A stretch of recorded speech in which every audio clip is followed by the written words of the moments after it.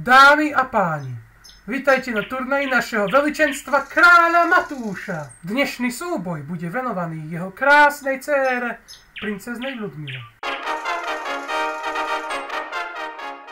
Súťažiť sa bude v 3 kolách, takže nás čaká súboj na koňoch, streľba lukom a nakoniec aj šermiarsky súboj. Dovoľte mi teda otvoriť rytierské hry.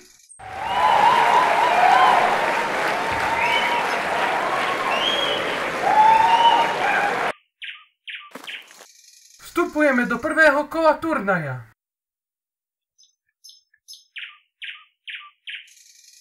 Súboj na koňoch. Ako prvý absolvuje rytier z Larysy a rytier Leo, prezývaný aj Železná hora. Súboj teda môže začať. Boj! Víťazom tohto zápasu sa stáva rytier Leo!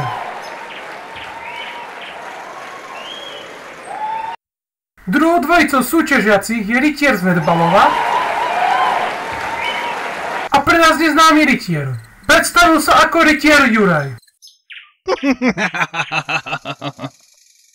Súboj môže začať. Boj! Ste v poriadku? Víťazom zápasu sa stáva pre nás neznámy rytier Juraj. Pristúpime k vyhodnoteniu prvého kola. Neúspešnými bojovníkmi boli rytier z Larysy a rytier z Nedbalova.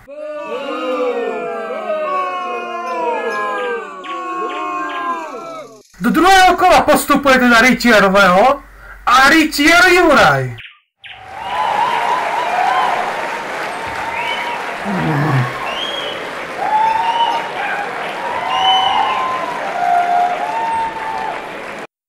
Víťazi si zmerajú sily v streľbe z luku.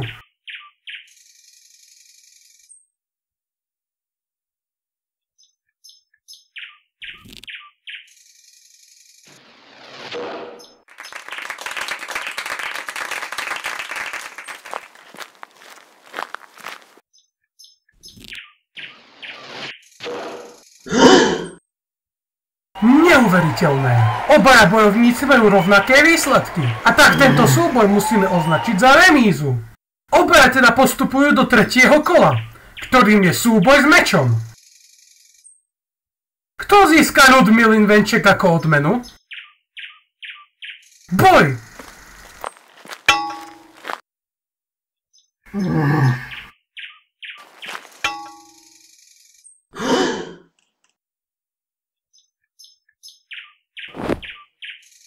Pomôžem?